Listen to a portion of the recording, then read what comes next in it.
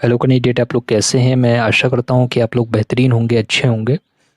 ठीक है, तो चलिए हम लोग वीडियो की शुरुआत करते हैं। वीडियो की शुरुआत करने से पहले मैं आप लोग से यही बोलता हूं, जो लोग चैनल पर पहली बार विजिट किए हैं, आप लोग सिंपली चैनल को जरूर सब्सक्राइब कर लीजिएगा। सब्सक्राइब करने से बेल नोटिफिकेशन को दबाना मत भूलिएगा, ताकि आपको वीडियो की लेटेस्ट इन्फॉर्मेशन मिलती रहे। टेलीग्राम चैनल को भी आप लोग जरूर ज्वाइन कर लीजिएगा। वीडियो के डिस्क्रिप्शन बॉक्स पर टेलीग्राम चैनल की लिंक मिल जाएगी, आप लोग वहाँ से टेलीग्राम चैनल को ईजिली ज्वाइन कर सकते हैं। वीडियो की शुरुआत करने से पहले मैं आप लोग से यही बोलता हूँ, आप लोग वीडियो को पूरी तरह से वॉच करिएगा, ताकि आप लोग को इस पर्टिकुलर इन्फॉर्मेशन के लिए कोई दूसरी वीडियो को देखने की आवश्यकता ना हो। तो मेक श्योर आप लोग वीडियो के लास्ट तक जरूर बने रहिएगा। तो चलिए बिना किसी देरी के हम लोग वीडियो की शुरुआत करते हैं। तो यहाँ पर आप लोग को सिंपली पढ़ सकते हैं, काफ़ी इंपॉर्टेंट अपडेट दिया गया है। और इससे पहले मैं आप लोग को बता देता हूँ कि हम लोग इस वीडियो में किन 3 से 4 चीज़ों पर हम लोग बात करेंगे। तो सबसे पहले जो हम लोग बात करेंगे वो करेंगे कि 10th का रिजल्ट इतना ख़राब क्यों हुआ और कितने बच्चे यहाँ पर 10th में फेल हो रहे हैं, इस डेटा पर बात करेंगे।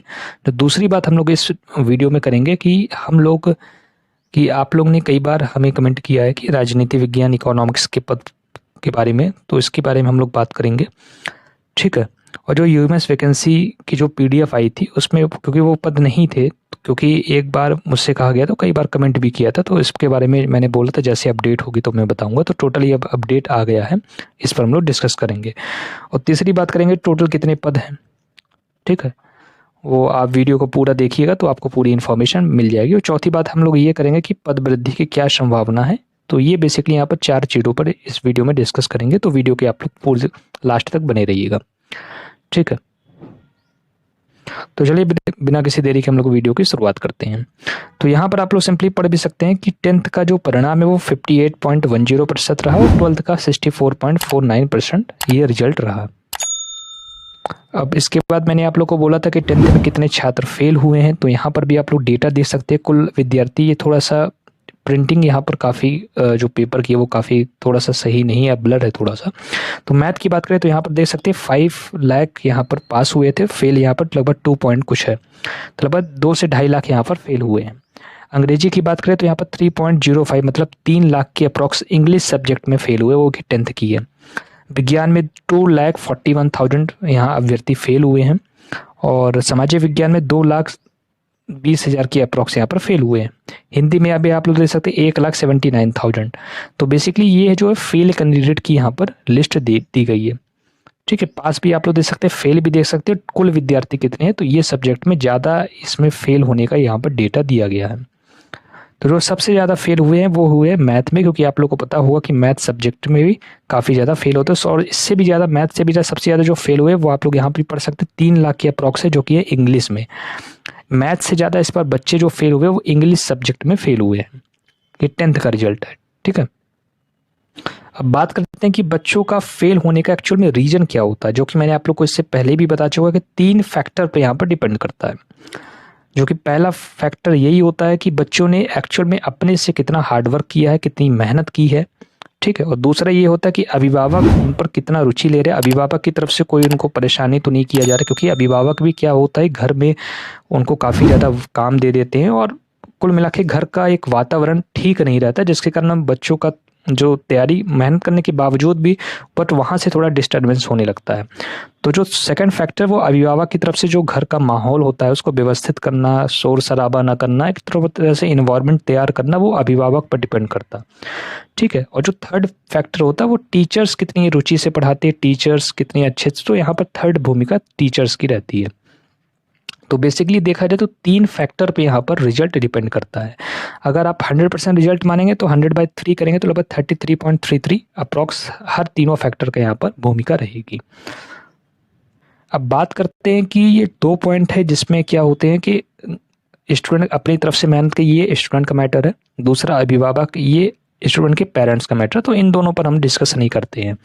बात करते हैं टीचर्स गुणवत्तापूर्वक होना चाहिए, यही जो है सरकार से संबंधित है, गवर्नमेंट से संबंधित है कि टीचर्स गुणवत्तापूर्ण होनी चाहिए।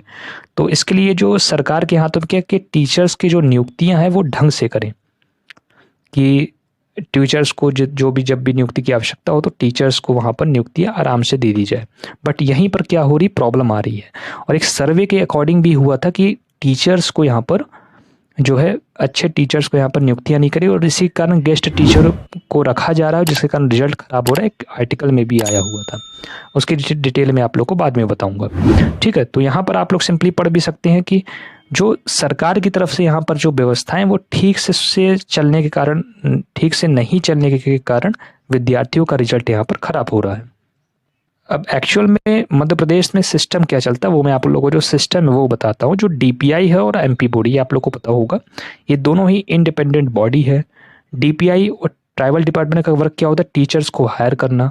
ठीक है, और जो बोर्ड का काम होता है वो ये होता है बोर्ड परीक्षा को निष्पक्ष तरीके से करवाना। ठीक है, तो और उनकी कॉपी चेक करना, ये पूरा बोर्ड का बेसिकली यहाँ पर काम होता है। और बात करें एमपी बोर्ड अपनी कार्य को बहुत अच्छे से करवा रहा है, इसमें कोई दिक्कत नहीं है। और इवन एमपी बोर्ड में वित्तीय लेवल पर भी कोई कर्मचारी को यहाँ पर समस्या नहीं होती, हर टाइम पे यहाँ पर पेमेंट होता है, हर चीज़ होती है। बट डीपीआई में अगर देखा जाए तो टीचर्स को टाइम पर भी पेमेंट नहीं होती है। तो कहीं ना कहीं देखा जाए तो बोर्ड का काफ़ी काम यहाँ पर अच्छा है, बट डीपीआई की तरफ से देखा जाए टीचर्स रिक्वायरमेंट प्रोसेस काफ़ी यहाँ पर पेंडिंग जो की स्थिति में है। ठीक है, कहने का मतलब ये है। अब बात करते हैं बोर्ड की, तो बोर्ड का देखिए निष्पक्ष रूप से वैल्यूएशन होता है, पेपर बनाया जाता है और सभी चीज़ें बिल्कुल क्लियर होती है। ठीक है, और बोर्ड का जो आप बात करेंगे पेपर के लेवल का, तो पेपर का लेवल इसलिए वो थोड़ा सा अपना स्टैंडर्ड मेंटेन किए क्योंकि अब कंपटीशन बढ़ रहा है। बच्चे 11वीं व 12वीं के बाद जो कंपटीशन में उतरेंगे तो उनको कंपटीशन को फेस करना पड़ेगा, इसलिए एमपी बोर्ड का जो पेपर है उसका स्टैंडर्ड एक लेवल थोड़ा सा अपग्रेड किया जाता है। ठीक है, जब लेवल अपग्रेड किया जाएगा तो लेवल अपग्रेड होगा तो जैसे क्वालिटी टीचर्स की आवश्यकता होगी, क्योंकि जब लेवल अपग्रेड होगा तो क्वालिटी टीचर्स की आवश्यकता होगी। अब क्वालिटी टीचर्स की उन्हीं को ना रखना चाहिए जिन्होंने दो अग्नि परीक्षा को दिया हुआ है, जिन्होंने टेट क्वालिफाइड किया है। ठीक है, दो परीक्षा को पास की, बट आज भी वो क्वालिटी टीचर्स है, पद कम आने की वजह से वो कहाँ पास है, आज वो वेटिंग लिस्ट में है। और फिर भी हमारा रिजल्ट जो है, इसीलिए हमारा रिजल्ट ख़राब हो रहा है। और अगर इस पर अभी और ध्यान नहीं दिया गया तो और भी रिजल्ट हमारा ख़राब होगा। अब ये तो बात करते हैं रिजल्ट्स क्यों ख़राब हुआ। अब बात करते हैं कि विषय भर कितने पद आए हैं, कितने पद को स्वीकृत किया गया है, टोटल कितने पद खाली है। तो अब इस पर हम लोग बात करते हैं। तो यहाँ पर आप लोग सिंपली पढ़ भी सकते हैं कि प्रदेश में शिक्षकों के इतने पद खाली। तो सबसे पहले बात करते हैं जो कि राजनीति शास्त्र और अर्थशास्त्र की बात करते हैं, पॉलिटिकल साइंस एंड इकोनॉमिक्स के पद की। तो यहाँ पर आप लोग सिंपली पढ़ सकते हैं राजनीति शास्त्र है, और आप यहाँ पर भी पढ़ सकते हैं कि अर्थशास्त्र यहाँ पर दिया गया है। तो टोटल बात करते हैं स्वीकृत पद राजनीति अर्थशास्त्र की बात करते हो 3100 कुछ यहाँ पर पद को स्वीकृत किया गया है। और टोटल जो भरे पद है वो 1420 के अप्रॉक्स भरे हैं। जो टोटल खाली पद है वो 1560 यहाँ पर पद के खाली हुए हैं। इसी प्रकार आप लोग देख सकते हैं अर्थशास्त्र के बाद राजनीतिक शास्त्र के 3000 के पद स्वीकृत हैं। लगभग यहाँ पर आप देख भी सकते हैं कि लगभग 1200 यहाँ पर क्या है भरे पद हैं और लगभग 2000 के अप्रॉक्स यहाँ पर खाली पद हैं। तो ये हो गए टोटल यहाँ पर पोस्ट। तो इतनी वैकेंसी यहाँ पर आई हुई है। और इसी प्रकार आप लोग और भी सब देख सकते हैं खाली पद के बारे में हम यहाँ पर डिस्कस करेंगे। अंग्रेजी सब्जेक्ट की बात करें तो लगभग 2910 यहाँ पर दिया हुआ है। थोड़ा सा पेपर में थोड़ा प्रिंटिंग है तो आप अच्छे से मतलब जूम करके देख लीजिएगा। इसी प्रकार आप लोग देख सकते हैं गणित में तो लगभग 1500 है, हिंदी में 3000 है, और भौतिकी में आप लोग यहाँ पर देख सकते हैं तो 2000 के अप्रॉक्स। रसायन शास्त्र में 2311 है, जीव विज्ञान में भी आप लोग देख सकते हैं, भूगोल में 1400 के अप्रॉक्स, समाज शास्त्र में 300 है, वाणिज्य में 400, कृषि में 400, उर्दू में 20 पद हैं। तो बेसिकली ये जो है पद पूरी तरह से खाली हैं। ठीक है, अब बात करते हैं कि जो स्वीकृत पद और खाली पद हैं, तो स्वीकृत और पद और खाली पदों की संख्या काफी ज्यादा है, बट जो डेटा निकल के आ रहा है वो काफी कम बता रहा है। अब जो यहाँ पर स्वीकृत पद और खाली पद है वो जो अधिकारी की तरफ से डेटा निकल कर आ रहा है, बट पद इससे ज़्यादा खाली है। मैंने कई बार आपको बताया है कि जो पदों की संख्या टोटल करके दिखाया गया है वहाँ पर पद जो है टोटल निकल के लगभग 19,000 के अप्रॉक्स यहाँ पर आ रहे हैं। और मैंने आपको इससे पिछली वीडियो में भी बताया था कि यूएमएस वैकेंसी में आप लोग को मैंने बताया था कि लगभग कितने थे 13,675, लगभग 14,000 वहाँ पर पद थे, और उसमें 3 सब्जेक्ट को ऐड नहीं किया गया था। और उसमें भी मैंने आपको बोला था 20% एक्स्ट्रा आप ऐड करिएगा, क्योंकि वहाँ पर काउंट है लगभग, अगर 5 में 5 है तो उसको भी टोटल काउंट करके 1 ही बता रहा था। तो इन सभी को आप लोग अगर ऐड करेंगे तो इन सभी पद को ऐड करेंगे तो लगभग 19,000 पद यहाँ पर आप लोग को निकल के आएगा 19,000।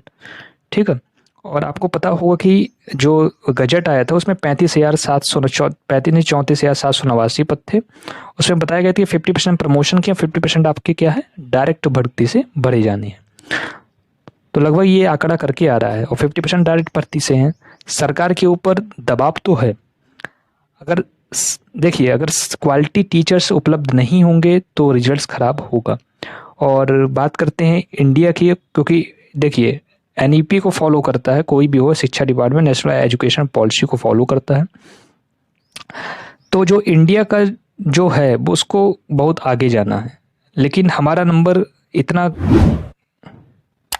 तो अगर हमको आगे जाना है, मेक इन इंडिया बनाना है, तो ये सब मुश्किल हो जाएगा।